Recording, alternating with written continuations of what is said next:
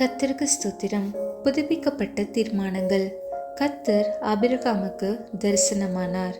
அப்போது அவன் தனக்கு தரிசனமான கர்த்தருக்கு அங்கே ஒரு பலிபீடத்தை கட்டினான். பின்பு அவன் அவ்விடம் விட்டு பெயர்ந்து மலைக்கு போனான். ஆதியாகமம் 12:7-8. கர்த்தர் தனக்கு எங்கெல்லாம் தரிசனமானாரோ அங்கெல்லாம் ஆபிரகாம் அவருக்கு ஒரு பலிபீடத்தை கட்டினான். தேவனுடைய ஒவ்வொரு சந்திப்பும், தேவனிடத்திலிருந்து நமக்கு கிடைக்கும் ஒவ்வொரு வாக்குத்தத்தமும் நம்மை ஒரு புதிய பிரதிஷ்டைக்கு, அதாவது பலிபீடத்திற்கு நேராக வழிநடத்தி ஒரு மலை உச்சியின் அனுபவத்திற்கு நம்மை கொண்டு செல்ல வேண்டும். கர்த்தர் ஆபிரகாமை எங்கெல்லாம் அனுப்பினாரோ அங்கெல்லாம் அவன் அவருக்கு ஒரு பலிபீடத்தை கட்டினான்.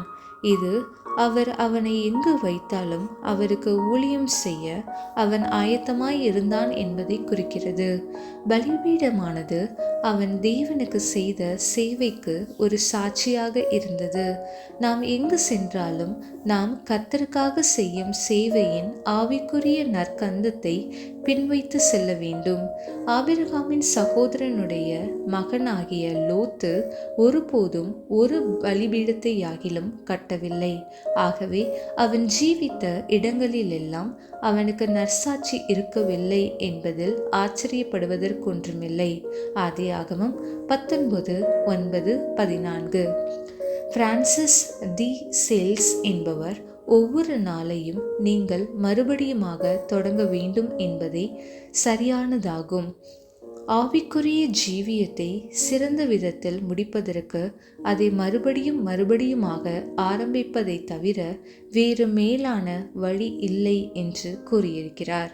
தேவ பிள்ளையே, நாம் நம்மை தேவனுக்கு மீண்டும் மீண்டும் புதிய விதத்தில் அவ்வப்போது ஒவ்வொரு காலையிலும் ஒவ்வொரு இரவிலும், ஏன் நம் ஜீவியத்தின் ஒவ்வொரு சந்தர்ப்பத்திலும் தொடர்ந்து ஒப்பு கொடுத்து கொண்டே இருக்க வேண்டியது மிகவும் முக்கியமானதாகும்.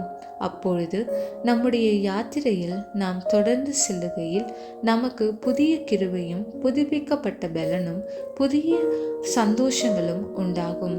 அங்கு இளைப்புக்கோ மனசோர்வுக்கோ அல்லது மனத்துயருக்கோ நம்மில் இடமிராது. நம் ஆவிக்குரிய பயணத்தில் நாம் மலையையோ அல்லது பள்ளத்தாக்கையோ கடக்க வேண்டியதாய் இருப்பினும், அக்கினியினூடாகவோ அல்லது தண்ணீரினூடாகவோ செல்ல வேண்டியதாயிருப்பினும், மழையாயினும் வெயிலாயினும் இவை ஒன்றும் நம்மை தடுத்து நிறுத்த முடியாது.